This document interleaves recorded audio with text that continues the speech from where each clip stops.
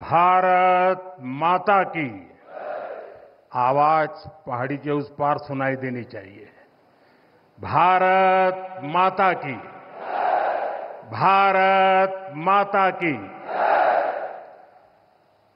लद्दाख के lieutenant governor B D Mishra ji, केंद्रीय मंत्री Sanjay Seth, chief of defence staff general Anil Chauhan, तीनों सेनाओं के सेनाध्यक्ष, करगिल युद्ध के समय सेनाध्यक्ष रहे जनरल वीपी मलिक जी, पूर्व सेनाध्यक्ष जनरल मनोज पांडे जी, वीरता पुरस्कार प्राप्त सेवारत और सेवानिवृत्त सैनिकों, करगिल युद्ध के बहादुर वीरों की माताएं, वीर नारियां और उनके समस्त परिजन, सेना के बहादुर जवानों और मेरे प्रिय देशवासियों, आज लद्दाख की ये महान धरती कारगिल विजय के 25 वर्ष पूरे होने की साक्षी बन रही है। कारगिल विजय दिवस हमें बताता है कि राष्ट्र के लिए दिए गए बलिदान अमर होते हैं। दिन, महीने, वर्ष, सदियां गुजरते हैं, सर्दियां भी गुजरती हैं, मौसम भी बदलते हैं, लेकिन राष्ट्र की रक्षा के लिए अपनी जान की बाजी लगाने वालों के नाम अमिट रहते हैं। ये देश हमारी सेना के पराक्रमी महानायकों का सदा सर्वदा ऋणी है। ये देश उनके प्रति कृतज्ञ है। साथियों, मेरा सौभाग्य है कि कारगिल युद्ध के समय मैं एक सामान्य देशवासी के रूप में अपने सैनिकों के बीच था। आज जब मैं फिर करगिल की धरती पर हूं, तो स्वाभाविक है वो स्मृतियां मेरे मन में ताजा हो गई है। मुझे याद है किस तरह हमारी सेनाओं ने इतनी ऊंचाई पर इतने कठिन युद्ध ऑपरेशन को अंजाम दिया था। मैं देश को विजय दिलाने वाले ऐसे सभी शूरवीरों को आदरपूर्वक प्रणाम करता हूं। मैं उन शहीदों को नमन करता हूं जिन्होंने कारगिल में मातृभूमि की रक्षा के लिए अपना सर्वोच्च बलिदान दिया। साथियों, कारगिल में हमने केवल युद्ध नहीं जीता था, हमने सत्य, संयम और सामर्थ्य का अद्भुत परिचय दिया था। आप जानते हैं, भारत उस समय शांति के लिए प्रयास कर रहा था। बदले में पाकिस्तान ने फिर एक बार अपना अविश्वासी चेहरा दिखाया। लेकिन सत्य के सामने असत्य और आतंकी हार हुई। साथियों, पाकिस्तान ने अतीत में जितने भी दुष्प्रयास किए, उसे मुंह की खानी पड़ी है। लेकिन पाकिस्तान ने अपने इतिहास से कुछ नहीं सीखा है। वो आतंकवाद के सहारे, प्रॉक्सी वॉर के सहारे अपने आप को प्रासंगिक बनाए रखने का प्रयास कर रहा है। लेकिन आज जब मैं उस जगह से बोल रहा हूं जहां आतंक के आकाओं को मेरी आवाज सीधे सुनाई पड़ रही है, मैं आतंकवाद के इन सरपरस्तों को कहना चाहता हूं कि उनके नापाक मंसूबे कभी कामयाब नहीं होंगे।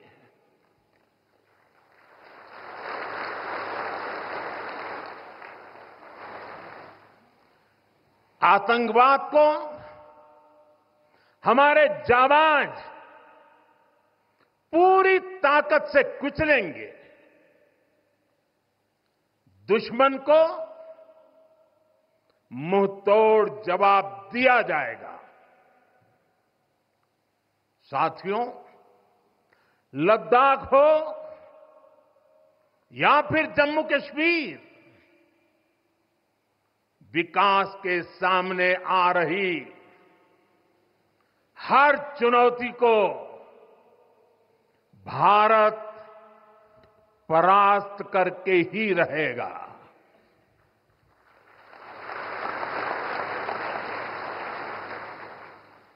कुछ ही दिन बाद इस 5 अगस्त को आर्टिकल 370 का अंत हुए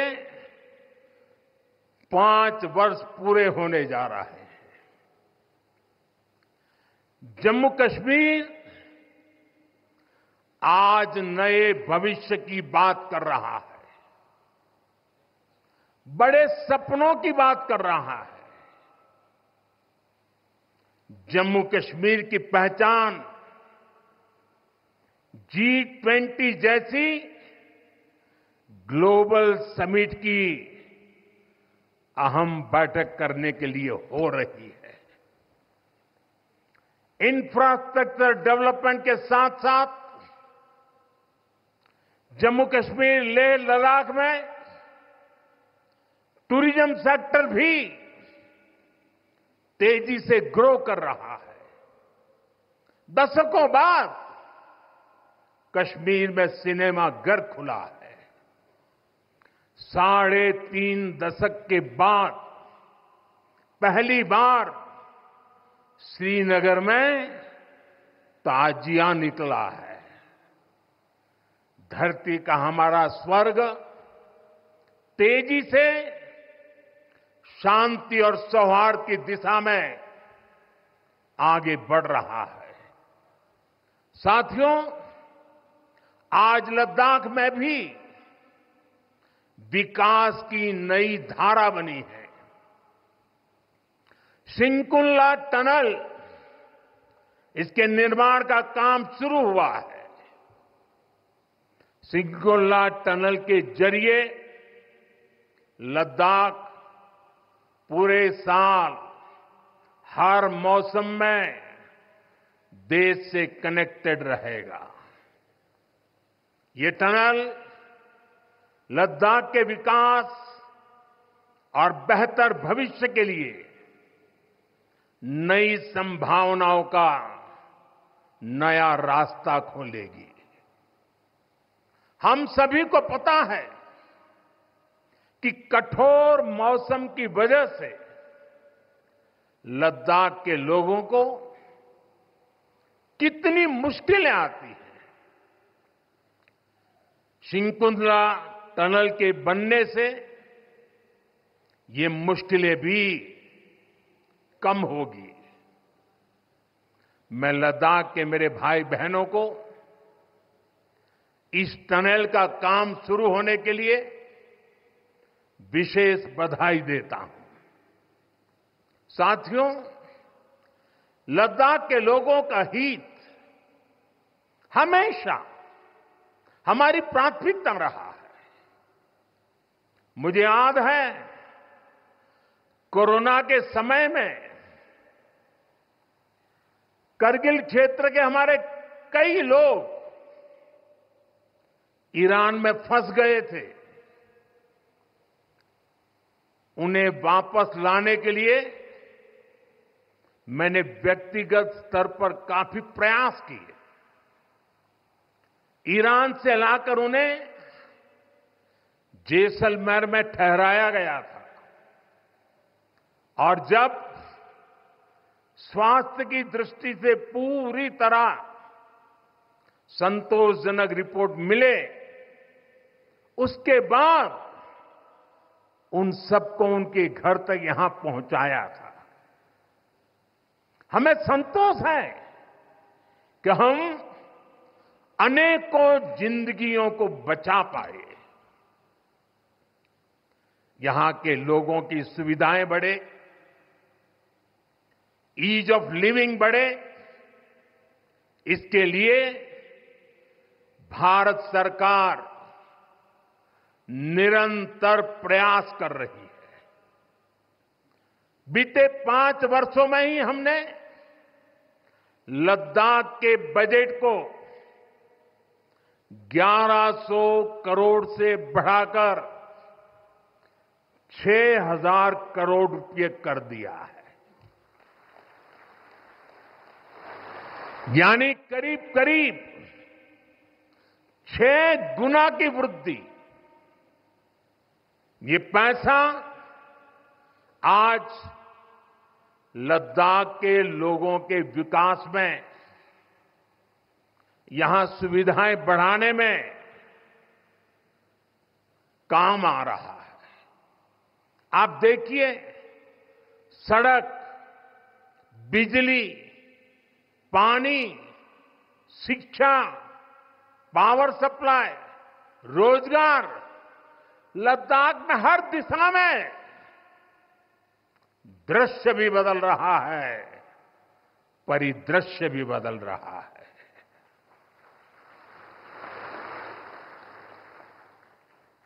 पहली बार यहां होलिस्टिक प्लानिंग के साथ काम हो रहा है।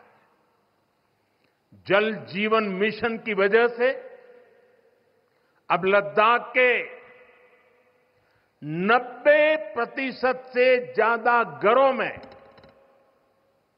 पाइप से पीने का पानी पहुंच रहा है।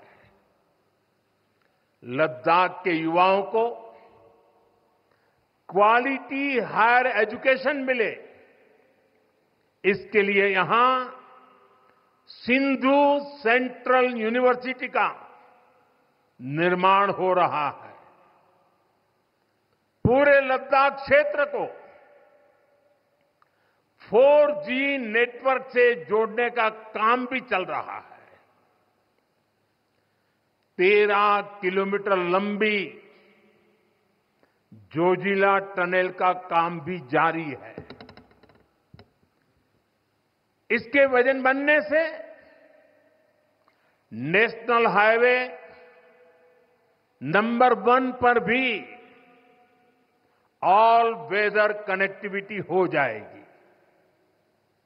साथियों, हमने देश के सीमावर्ती क्षेत्रों में विकास के असाधारण लक्ष्य तय किए हैं। चैलेंजिंग टास्क को अपने हाथों में लिया है। बॉर्डर रोड ऑर्गेनाइजेशन बीआरओ ने ऐसे लक्ष्यों को पूरा करने के लिए अभूतपूर्व गति से काम किया है। बीआरओ ने पिछले 3 साल में ही 330 से ज्यादा इंफ्रास्ट्रक्चर प्रोजेक्ट पूरे किए हैं। इसमें लद्दाख के विकास कार्यों से लेकर पूर्वोत्तर में सेला टनल जैसे प्रोजेक्ट भी शामिल है। मुश्किल टेरेन्स में विकास की एक गति नए भारत की क्षमता और दिशा दोनों दिखाते हैं। साथियों, आज की वैश्विक परिस्थितियां पहले से अलग है। इसलिए हमारी सेनाओं को हथियारों और उपकरणों के साथ साथ कार्यशैली और व्यवस्थाओं में भी आधुनिक होना चाहिए। इसलिए देश दशकों से डिफेंस सेक्टर में बड़े रिफॉर्म्स की जरूरत महसूस करता रहा था। सेना स्वयं वर्षों से इसकी मांग कर रही थी, लेकिन दुर्भाग्य से पहले इसे उतना महत्व नहीं दिया गया। बीते 10 वर्षों में हमने डिफेंस रिफॉर्म्स को रक्षा क्षेत्र की पहली प्राथमिकता बनाया है। इन रिफॉर्म्स के कारण आज हमारी सेनाएं ज्यादा सक्षम हुई हैं, आत्मनिर्भर हो रही है। आज डिफेंस प्रोक्योरमेंट में बड़ी हिस्सेदारी भारतीय डिफेंस इंडस्ट्री को दी जा रही है। डिफेंस में रिसर्च एंड डेवलपमेंट बजट का भी 25% प्राइवेट सेक्टर के लिए रिजर्व किया गया है। ऐसे ही प्रयासों का परिणाम है कि भारत का डिफेंस प्रोडक्शन अब 1.25 लाख करोड़ रुपए से ज्यादा हो चुका है। कभी भारत की गिनती हथियार मंगाने वाले देश के रूप में भी थी। अब भारत एक्सपोर्टर के तौर पर अपनी पहचान बना रहा है।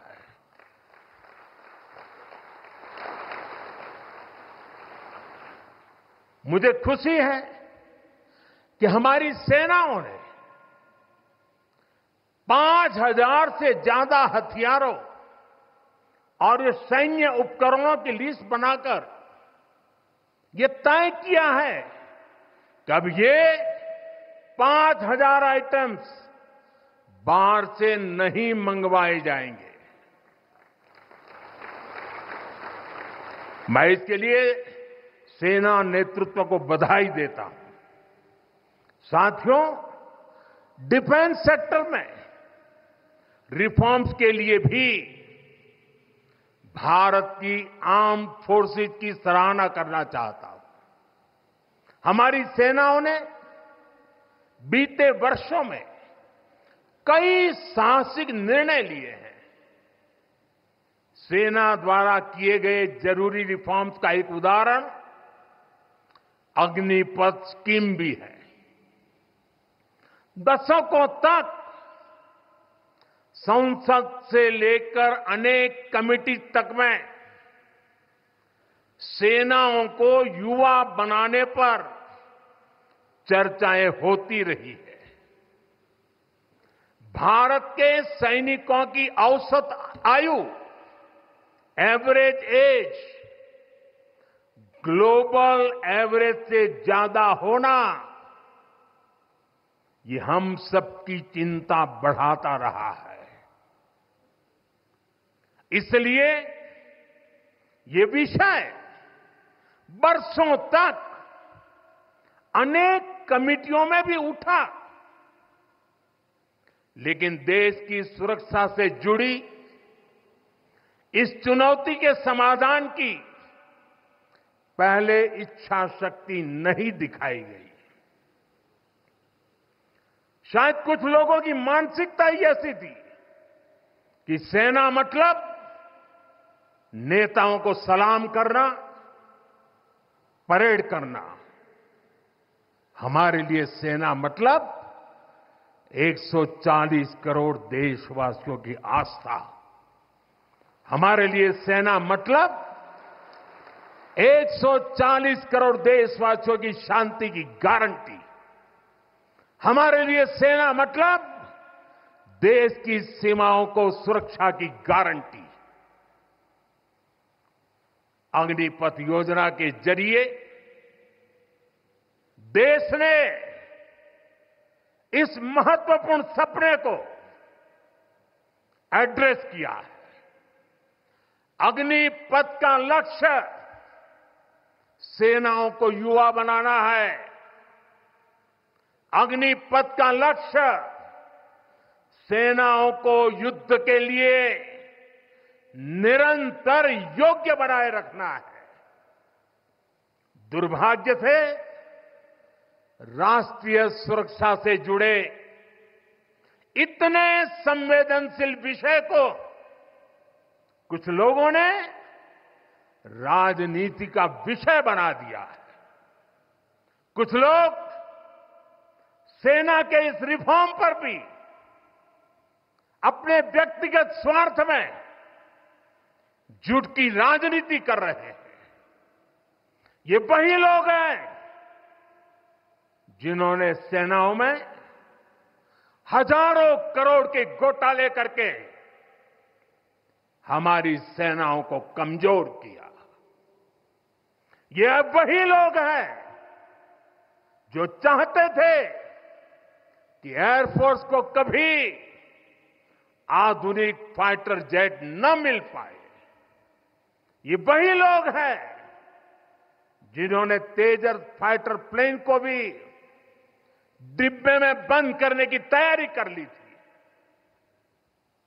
साथियों, सच्चाई ये है कि अग्निपथ योजना से देश की ताकत बढ़ेगी और देश का सामर्थ्यवान युवा भी मातृभूमि की सेवा के लिए आगे आएगा। प्राइवेट सेक्टर और पैरामिलिट्री फोर्सेस में भी अग्निवीरों को प्राथमिकता देने की घोषणाएं की है। मैं तो हैरान हूं, कुछ लोगों की समझ को क्या हुआ है, उनकी सोच को क्या हो चुका है। ऐसा भ्रम फैला रहे हैं कि सरकार पेंशन के पैसे बचाने के लिए ये योजना लेकर आई है। मैं जरा ऐसे लोगों की सोच से शर्म आती है, लेकिन मैं ऐसे लोगों से पूछना चाहता हूं, जरा कोई मुझे बताए, आज मोदी के शासनकाल में जो भर्ती होगा, क्या आज ही उसको पेंशन देना है क्या? उसको पेंशन देने की नौबत 30 साल के बाद आएगी और तब तो मोदी 105 साल का हुआ होगा और तब न भी मोदी की सरकार होगी।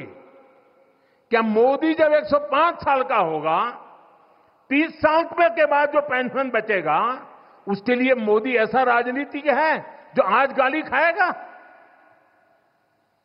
क्या तर्क दे रहे हैं? लेकिन साथियों, मेरे लिए दल नहीं, देश सर्वोपरि है।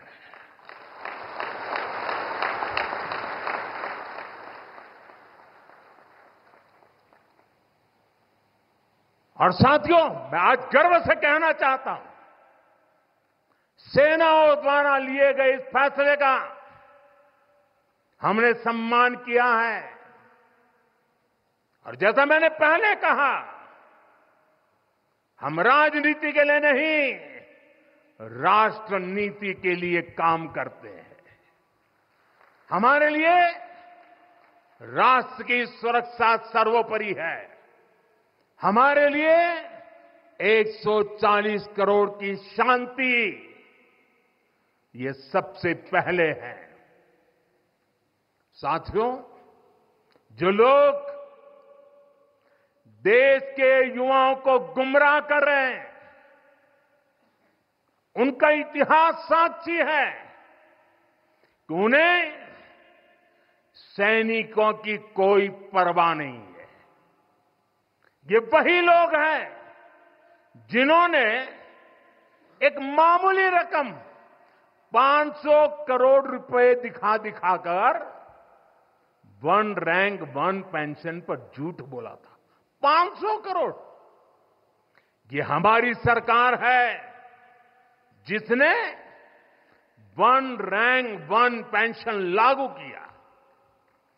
पूर्व सैनिकों को 1.25 लाख करोड़ रुपए से ज्यादा दिए गए। अब कहां 500 करोड़, कहां 1.25 लाख करोड़। इतना झूठ और देश के जवानों की आंख में धूल झोंकने का पाप। ये वही लोग हैं जिन्होंने आजादी के 7 दशक बाद भी सेना की मांग होने के बावजूद भी, देश के वीर सैनिकों के परिवारों की मांग होने के बाद भी हमारे शहीदों के लिए वॉर मेमोरियल नहीं बनाया। टालते गए, कमिटियां बनाते गए, नक्शे दिखाते गए।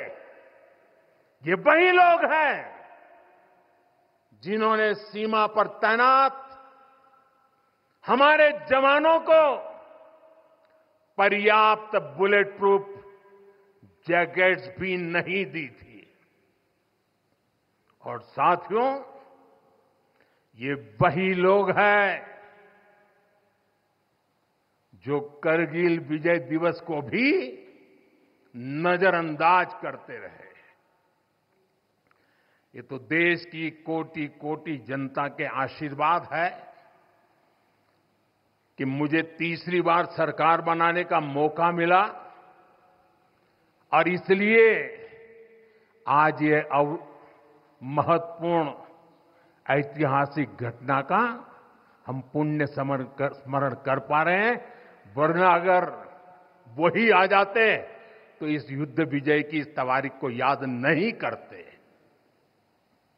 साथियों, कारगिल की विजय ये किसी सरकार की विजय नहीं थी।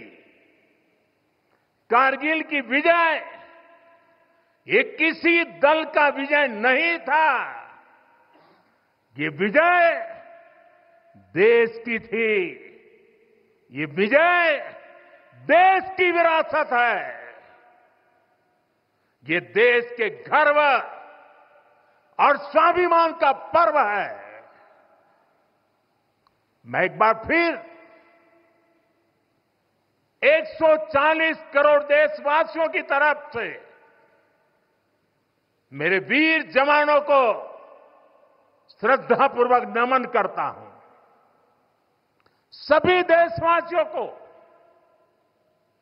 पुनः एक बार कारगिल विजय के 25 वर्ष की शुभकामनाएं देता हूं।